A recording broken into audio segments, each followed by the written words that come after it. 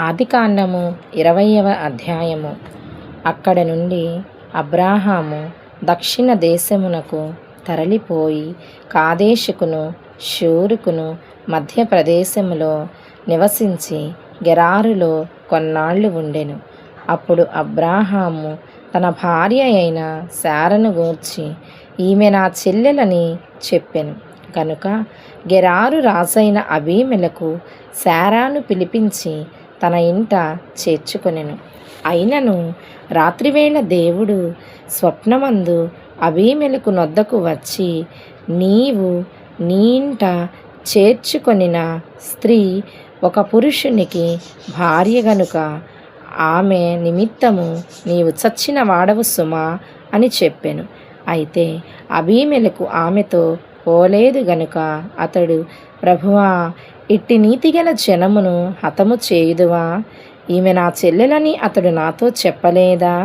మరియు ఆమె కూడా అతడు నా అన్న అనెను.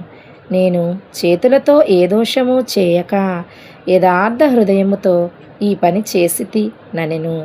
అందుకు దేవుడు, అవును, యథార్థ హృదయముతో దీని చేసితివని పాపము చేయకుండా నేను నిన్ను అడ్డగించి తిని, అందుకే నేను నిన్ను ఆమెను ముట్టనీయలేదు.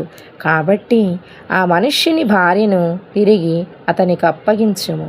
అతడు ప్రవక్త, అతడు నీ కొరకు ప్రార్థన చేయును, నీవు బ్రతుకుదువు. నీవు ఆమెను అతనికి అప్పగించని ఎడల నీవును నీ వారందరూ నిశ్చయముగా చచ్చెదరని తెలిసికొనుమని స్వప్నమందు అతనితో చెప్పెను.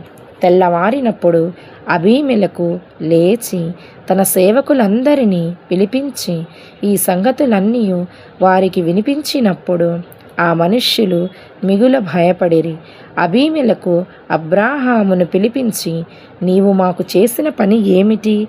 నీవు నా మీదికిని నా రాజ్యము మీదికిని మహాపాతకము తెప్పించున్నట్లు నేను నీ ఎడల చేసిన పాపమేమిటి? చేయరాని కార్యములు నాకు చేసితివని అతనితో చెప్పెను. మరియు అబీమెలకు, నీవేమి చూచి ఈ కార్యము చేసితివని అబ్రాహామునడుగగా, అబ్రాహాము, ఈ స్థలమందు దేవుని భయము ఏమాత్రమునూ లేదు గనుక నా భార్య నిమిత్తము నన్ను చంపుదురనుకొని చేసితిని. అంతేకాక ఆమె నా చెల్లెలను మాట నిజమే. ఆమె నా తండ్రి కుమార్తె గాని నా తల్లి కుమార్తె కాదు. ఆమె నాకు భార్య అయినది.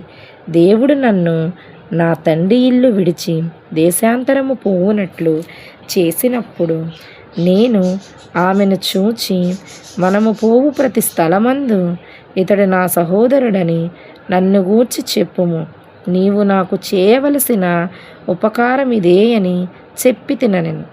అబీమెలకు గొర్రెలను గొడ్లను దాసదాసీ జనులను రప్పించి అబ్రాహాముకి ఇచ్చి అతని భార్య అయిన శారాను అతనికి తిరిగి అప్పగించెను. అప్పుడు అబీమెలకు, ఇదిగో నా దేశము నీ ఎదుటనున్నది, నీకిష్టమైన స్థలమందు కాపురముండుమనెను. మరియు అతడు శారాతో, ఇదిగో నీ అన్నకు నేను 1000 రూపాయలిచ్చి ఉన్నాను. ఇది నీ యొద్దనున్న వారందరి దృష్టికి ప్రాయశ్చిత్తముగా నుండుటకై ఇది నీ పక్షముగా ఇచ్చి ఉన్నాను. ఈ విషయమంతటిలో నీకు న్యాయము తీరిపోయినదనెను. అబ్రాహాము దేవుని ప్రార్థింపగా దేవుడు అబీమెలకును అతని భార్యను అతని దాసీలను బాగు చేసెను. వారు పిల్లలు కనిరి. ఏలయనగా అబ్రాహాము భార్య అయిన శారాను బట్టి దేవుడు అబీమెలకు ఇంటిలో ప్రతి గర్భమును మూసియుండెను. ఆమేన్.